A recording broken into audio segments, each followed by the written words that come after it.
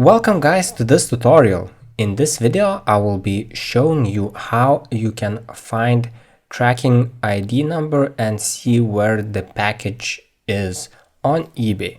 So I will go through two different ways. The first one is as a seller to track the items that you have shipped out to your buyers, and then secondly I will show you how to do it as a buyer, meaning that you would when you purchase an item, how you can track where it is. So let's start with the seller part. Here I am in my seller dashboard. So you go to my eBay selling, and this is the page that you will see. Now scroll down to the bottom, and right here I can see my sold items. So you can see each individual item, who you have shipped it to, and so on. So right here you can see this icon, meaning that the item has been shipped, and you can see which date it has been shipped on. Now since these items have been shipped, you can find tracking number, and there is a number right here which I have entered. It's very easy and convenient on eBay. You can simply click it and it will say, so you can see the number, the carrier, and which where it is. So for example, this particular package is in transit, and you can see that I have shipped it out a couple of days ago.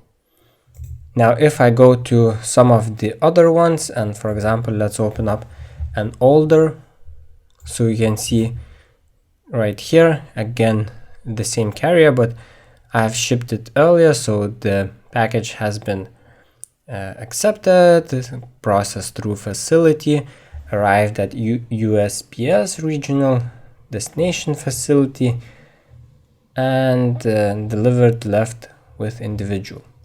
So that's how you can track it as a seller, and very convenient if you are sending many packages, and for example you get an inquiry from your buyers when they can expect, what is the status of the item, and so on. Quite easy to do. Now let's go up to the page, and in a very similar way you can do it as a buyer as well. So what you have to do is you have to go to my eBay purchase history. I do not have any orders, but in a very similar way you would have an item right here, and you would see the details, so the price, the seller, and you would also see the tracking ID number.